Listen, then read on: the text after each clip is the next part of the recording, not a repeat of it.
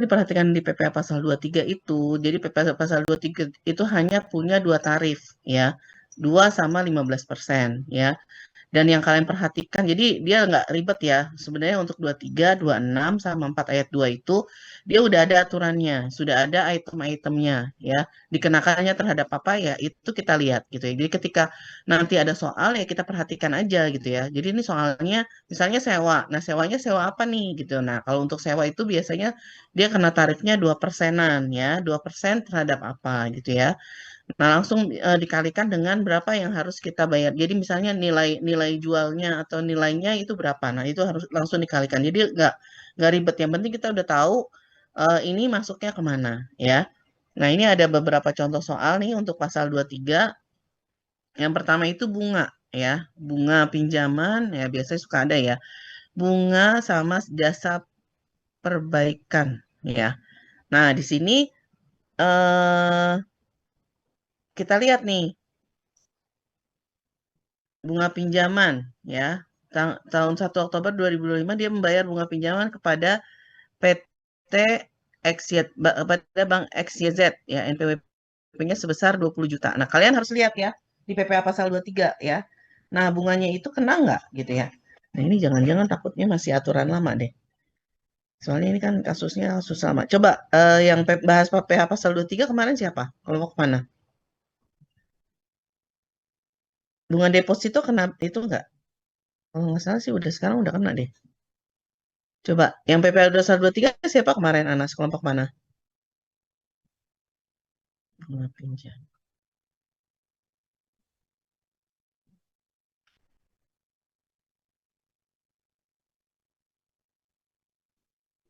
Yang PPh 23 itu ada kelompok 8 sama 9 Ibu. Ya, kelompok 8 dan kelompok 9, 9 kena berarti.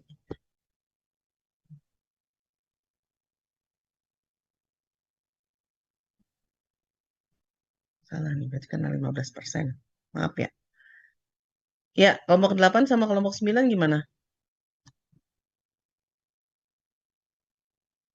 Kena pajak nggak?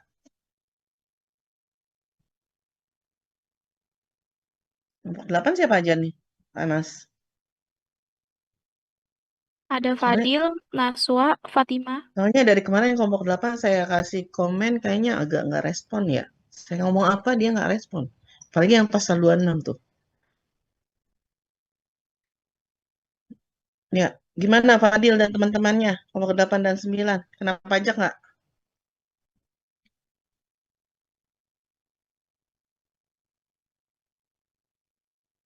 Ya udah, kalau nggak mau komen. Ya, jadi kalau misalnya ini aturan terbaru ya, karena kebetulan kan ini contoh soalnya contoh soal lama nih. Ya, dia terkena pajak ya, karena kan kalau kalian lihat yang pertama itu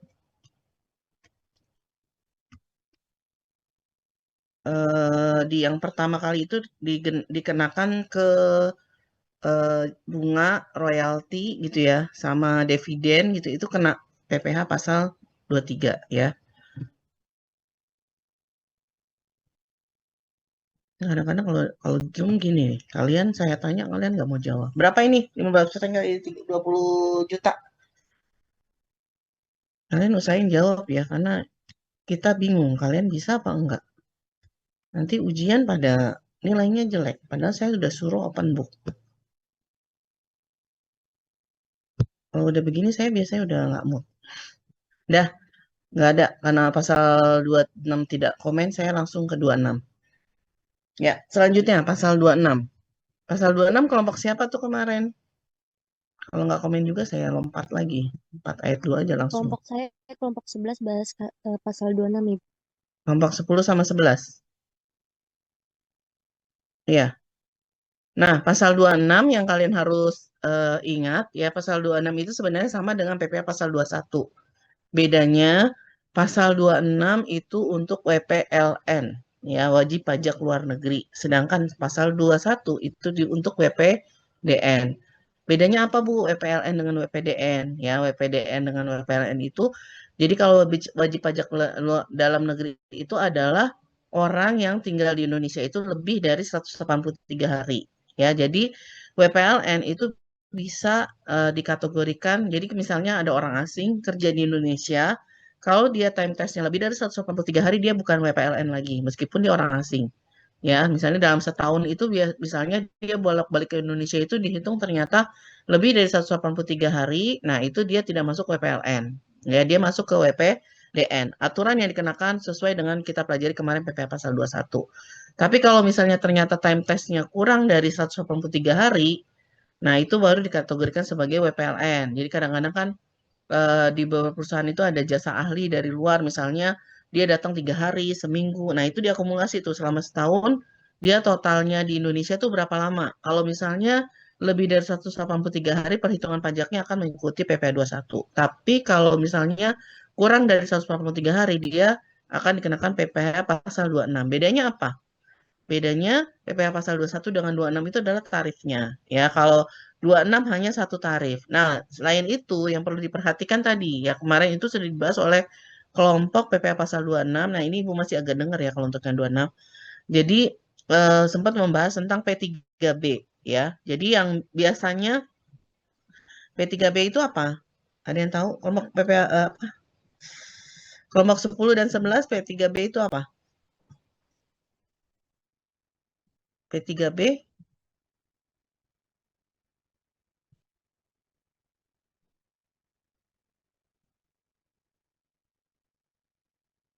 tahu P3B apa? Izin menjawab Ibu, saya dari Ya, kelompok. silakan, Ervan. Ya, kelompok 10, silakan. Apa, Ervan? Jadi P3B itu persetujuan pengeliran pajak berganda, Bu. Ya, jadi ini sempat dibahas, kalau nggak salah kelompoknya Ervan kemarin bahas ini juga ya, P3B Iya, ya, Bu. tentang tarif ya. Jadi Iya. di sini eh, untuk beberapa, jadi yang biasanya yang ketika ada perjanjian penghindaran pajak berganda itu maksudnya gimana Bu kayak tadi ya, misalnya Ibu bilang. Jadi ada beberapa orang asing bekerja di Indonesia, ya kan? Nah, di Indonesia itu dia akan dikenakan pajak, ya. Nah, kemudian di luar negeri pun dia akan dikenakan pajak. Kalau misalnya, berarti kan kalau misalnya begitu kan dua kali dikena pajak ya. Ya, jadi misalnya dia di apa di negara tersebut itu dia tidak ada perjanjian, nah berarti dia kemungkinan dua kena pajak di Indonesia dia kena, di negaranya juga kena. Nah, tapi di sini kalian perlu perhatikan ada beberapa negara yang melakukan treaty gitu. Treaty itu melakukan perjanjian ya. Perjanjiannya itu di sini maksudnya ketika tenaga asingnya bekerja di Indonesia ya jangan sampai dikenakan pajak lagi gitu ya. Makanya supaya tidak kena, jadi dia kena tarifnya beda ya. Jadi bedanya di tarifnya. Biasanya tarif PP pasal 26 berapa persen? Di kelompok 10 atau 11 tarifnya ada berapa? Berapa persen tarif yang dikenakan untuk PPh pasal 26? 20% Ibu. Ya, 20%. Ya, kalau di Indonesia ya, kalau dia tidak punya treaty, dia akan terkena 20%. Tapi kalau misalnya ada treaty, ya ada perjanjiannya, kita akan menggunakan tarif di treaty-nya itu sekitar 6%, 6 sampai 10%. Ya. Jadi dia akan lebih kecil ya. Makanya kalian ketika mengerjakan PPh pasal 26 itu harus diperhatikan satu ya tadi time testnya ya. Jadi ketika nanti mungkin di soal ada modifikasi misalnya dikasih tahu oh nih dia bekerja bulan apa. Nah, kalian hitung tuh. Kalau misalnya dia lebih dari 183 hari berarti dia nggak kena dia bukan kena PPh 26 tapi pasal 21. Tapi kalau kurang dia kena pasal 26. Dan dilihat lagi apakah punya perjanjian nih dia dari negara mana? Negaranya itu punya perjanjian apa enggak? Punya treaty atau enggak? Dan di sini kalau dia punya treaty berarti kita pakai tarif P3B ya yang ada di treaty. Nah, biasanya itu sekitar 6%. Tapi kalau negaranya itu tidak ada perjanjian, kita kena tarif yang berlaku di Indonesia yaitu sekitar 20%. Ya. Jadi kalau untuk PPh 26 itu dia simpelnya seperti itu ya. Aku nggak bisa turun.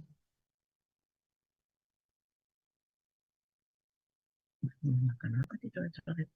Ya, ya. Kemudian di sini kalau kita lihat contohnya misalnya ini ada UN model ya.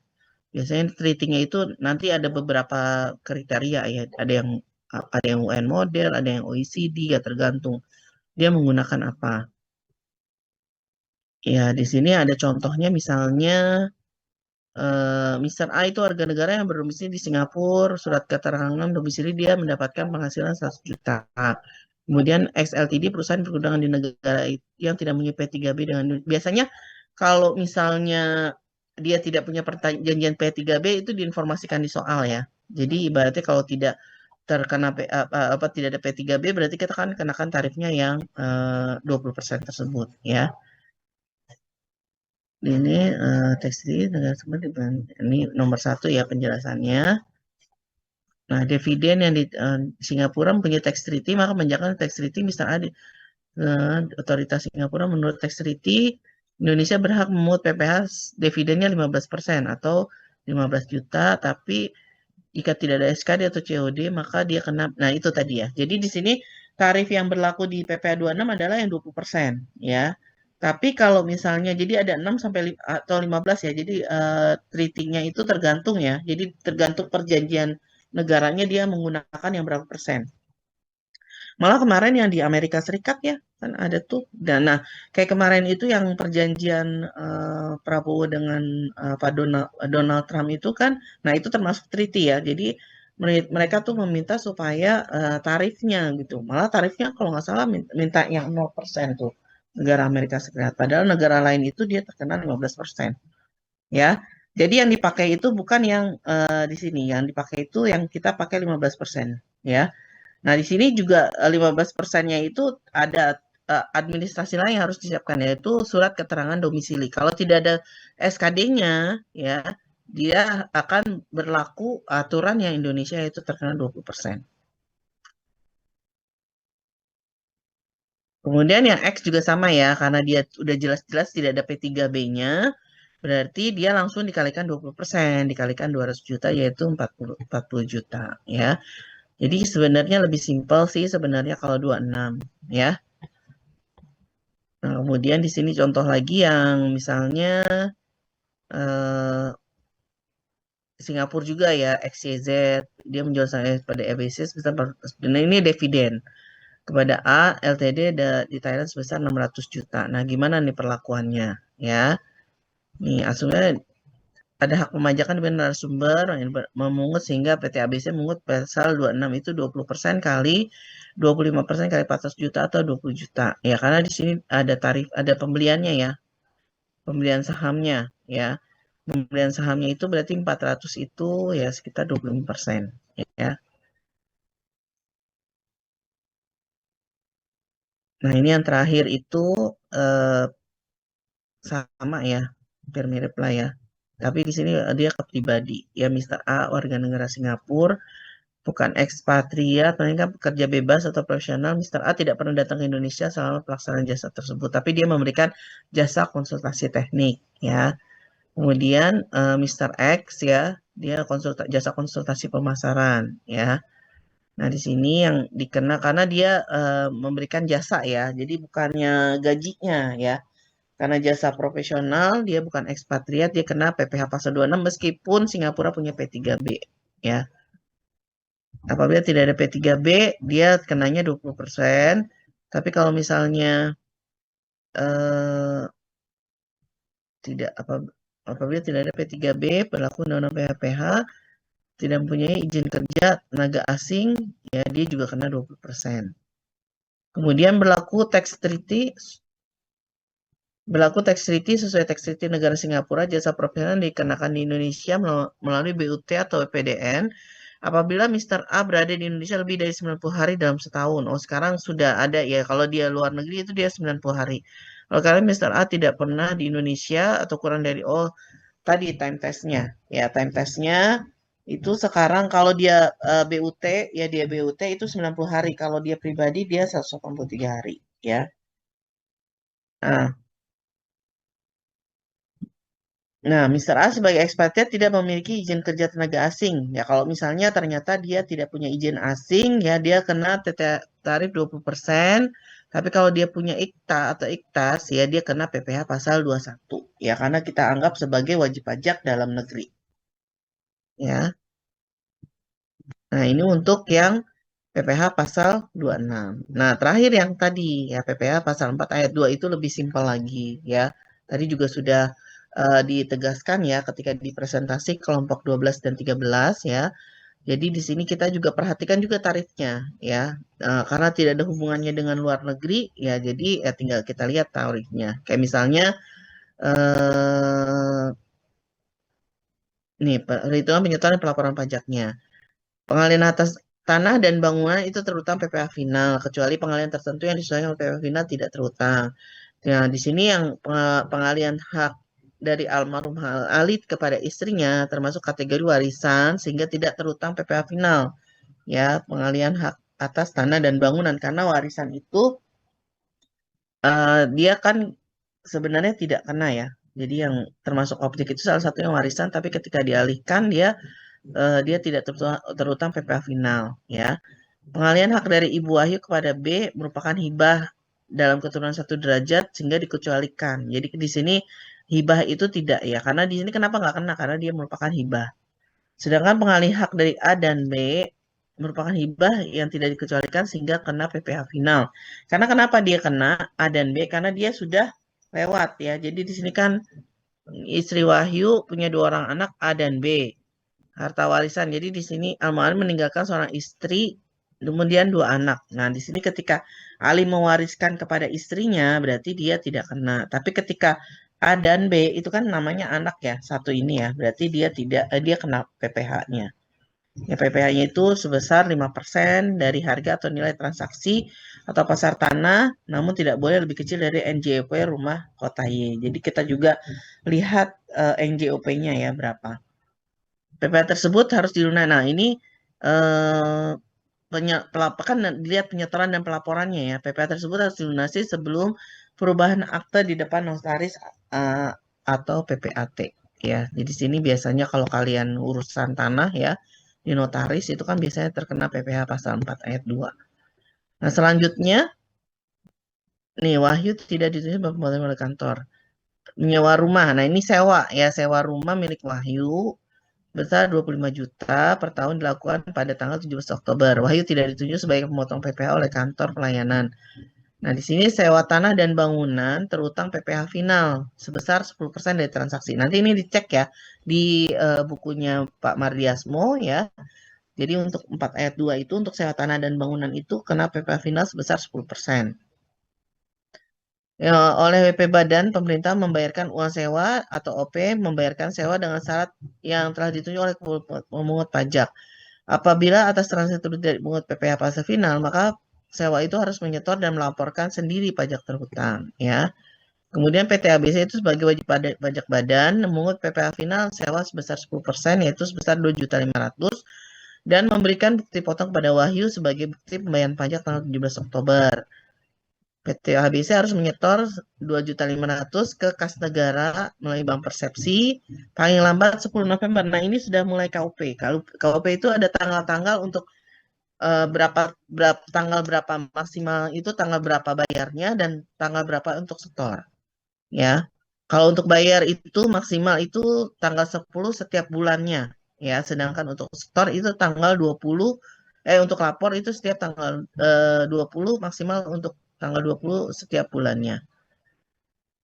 Nah, dikenakan sanksi misalnya apabila PTC tidak memungut, dia dikenakan sanksi. Nah, sanksi perpajaknya itu adalah bunga atau denda atas atau kenaikan ya. Di sini kan harusnya dia bayar 2.500.000 nih. Tapi dia lambat nih 15 November baru bayar ya. Nah, itu dia kena sanksi. Dipungut PPh final setor sendiri. Keterlambatan penyetoran yang dikenakan sanksi itu sebesar bunga 2% per bulan. Jadi berapa bulan tuh dia terlambatnya. Jadi kan dia maksimal. Jadi kan transaksinya misalnya bulan Oktober. Nah, 10 November itu dia harus bayar. Tapi ternyata dia nggak bayar.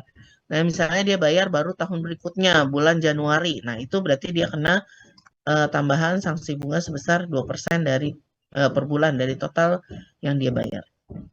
Ya. Nah, ini juga sama untuk kasus 3 ya. Jadi kalau kasus 3 itu hampir sama aja sih sebenarnya untuk perlakuan pajaknya ya. Nah, itu untuk penjelasan kasusnya ya, untuk kasus PPh pasal 23, pasal 26 dan pasal 4 ayat 2. Ada yang mau ditanyakan sebelum Ibu tutup? Silakan kalau ada yang mau ditanya. Nanti ini Ibu kasih ke Anas ya untuk latihan soalnya.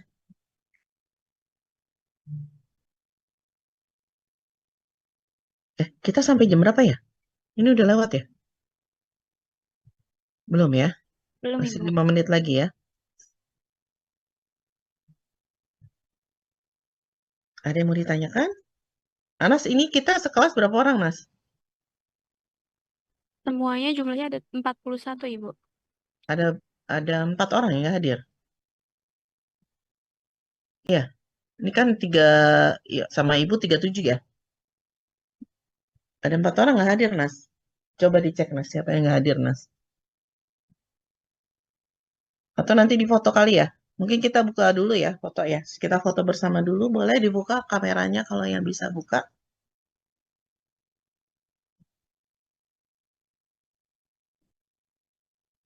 Silakan. Kalau yang bisa buka kamera.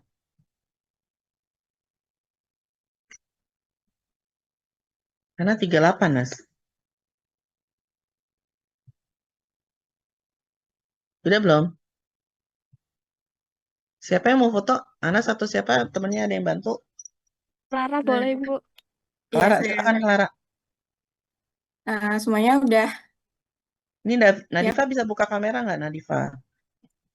Nadifa Titis, tadi Titis nggak bisa ya. Hairunisa, Titis dan Hairunisa Putra.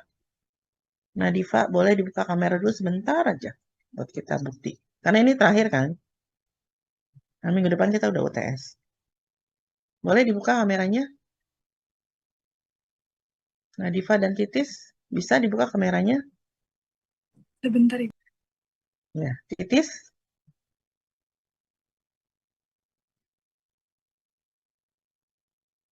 Titis. Titis Tiara Putri. Mohon maaf Ibu, saya lagi tidak bisa on kamera karena jaringan di rumah dari tadi pagi nggak stabil Ibu. Oke, berarti Titis. Oh, oke, silakan. Clara. Oke, semuanya 1, 2, 3. Udah, Bu. Udah dua slide ya. Udah ya. Mungkin ini saja yang bisa Ibu sampaikan. Nanti minggu depan jangan lupa kita sudah mulai UTS ya. Kita mulai sesuai jadwal offline ya. Jadi nggak online ya, kita offline. Bahan-bahannya berarti kita mulai dari KUP, PPH pasal 21 ya. Kemudian yang kita pelajari 23, 26 dan terakhir pasal 4 ayat 2. Nah, ini nanti bahannya bisa kalian pelajari untuk ujian minggu depan ya. Dan jangan lupa kalian boleh open book nanti ya, tapi bukunya masing-masing ya, bukan buku orang. Kalau belum punya ya kalian pinjam dulu lah sama teman gitu ya, usaha. Kalau misalnya punya referensi lain yang misalnya bukunya Bu Sita Resmi atau bukunya Pak Waluyo, itu nggak apa-apa bawa aja. Biasanya pajak itu sebenarnya sama aja intinya gitu ya, cuma perbedaan itu karena ada tarif-tarif yang berbeda aja sebenarnya ya. Jadi sebenarnya kalau isinya sih sama. Kalau untuk yang 23, 24, ya 25 itu sama. Yang beda itu kadang-kadang di 21 sama ada aturan-aturan terbaru itu yang kemarin. Ya, tapi nggak banyak sih biasanya penyesuaiannya. Ya, mungkin itu aja dari Ibu. Ibu mohon maaf ya kalau selama perkuliahan mungkin ada yang kurang berkenan gitu ya. Ibu mungkin janjinya mungkin offline sering telat. Mohon maaf ya karena kemarin ternyata memang ada kejadian yang di luar dugaan ya. Jadi ibu pengennya apa tepat waktu, tapi ternyata ya karena ada yang diurusin dulu. Jadi pas Senin pertama ya. Jadi minggu lalu kan ibu offline. Minggu berikutnya, minggu sebelumnya itu kan mama ibu baru pertama kali masuk rumah sakit ya. Jadi memang ada beberapa hal yang harus disiapkan ya. Jadi nungguin kakak belum datang-datang, jadi belum bisa. Ya waktu itu kalau nggak salah kita 2 sesi ya. Jadi ibu datangnya nggak tepat waktu. Mohon maaf kalau misalnya selama perkuliahan mungkin ada yang kurang berkenan, mungkin ibu agak galak mungkin ya, karena ada hal-hal yang memicu emosi ibu. Kadang-kadang ibu suka galak juga ya. Mungkin itu aja. Mudah-mudahan selama perkuliahan ini kalian mendapatkan manfaat ya. Kalian bisa memahami mungkin nggak nggak banyak juga ya. Jadi jangan lupa ya tadi ya mungkin Ibu sempat bilang di sini kan kita hanya mengupas kulitnya aja ya. Jadi kalau kalian mau ya nanti mungkin di semester atas ya mungkin semester 5, semester 6 gitu ya. Kalian jangan lupa ikut brevet ya. Karena itu manfaat sekali buat kalian apalagi nanti kalian mau lulus, kalian punya sertifikat brevet itu biasanya lebih terpakai. Nah, itu Ibu udah bilang tuh sama ponakan Ibu kan alumni sini juga ya. Cuman nggak ada yang tahu itu ponakan Ibu pas lulus baru pada tahu. Jadi dia itu udah Ibu bilangin, kalau bisa ambil brevet gitu ya. Ini dari semester 2 Ibu ingetin ikut brevet, tapi dia nggak mau. Nah, pas kerja baru diminta brevet ya. Nah, itu kan kasihan ya kayak gitu ya. Sayang lah ibaratnya harusnya kalian nggak usah brevet, nah itu kalian ikut brevet. Ibu ikut yang di alumni ya, jadi ibu senangnya di alumni itu karena ada online-nya. Ya, jadi setiap Sabtu doang ya. Cuman ujiannya juga lumayan ya, karena yang ngolah kan konsultan-konsultan semua ya, jadi praktisi. Jadi di sini sebenarnya ketika kita brevet itu banyak informasi sih dari para praktisi, banyak pengalaman mereka yang kadang-kadang mungkin kalau ibu kan lebih ke akademisi ya, tidak di lapangan mungkin tidak terlalu tahu banyak. Tapi kalau ketika kita brevet itu banyak yang isi itu adalah praktisi. Ya, praktisi itu lebih tahu di lapangan itu seperti apa. Apalagi sekarang sudah ada sistemnya itu Cortex ya. Jadi sisihkan uang jajannya ya sedikit-sedikit ya untuk bisa kalau bisa ya nanti ya 2 tahun atau 3 semester lagi 2 semester atau 3 semester lagi itu kalian punya uang cukup untuk ikut brevet. Brevet di alumni itu kemarin ibu kenanya sekitar 2,5 ya, 2,5 sampai 3 jutaan lah. Itu karena online. Kalau offline itu lebih mahal lagi ya. Kalau dia itu kalau nggak salah 5 jutaan lebih ya.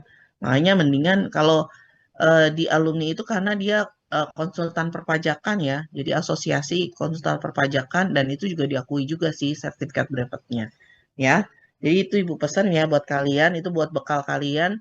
Nanti pas lulus ya kalian minimal sudah punya sertifikat brevet A dan B supaya ketika nanti kalian melamar kerja itu lebih dipertimbangkan oleh perusahaan. Mereka butuhnya yang seperti itu. Jadi mereka melihat, oh ini anak punya sertifikasi nih gitu ya, brevet lagi.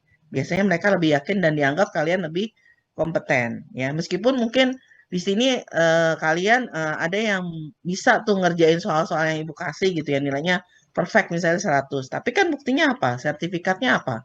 Kalian bisa ya. Dengan sertifikasi itu kalian punya legalitas. Oh, ternyata saya kompeten nih untuk di brevet A dan B ya. Jadi itu mungkin pesan ibu ya. Mudah-mudahan kalian nanti diluangkan untuk rezekinya ya supaya bisa ikut brevet sehingga nanti ketika kalian lulus ya minimal kalian lebih mudah untuk bekerja, mendapatkan kerja ya.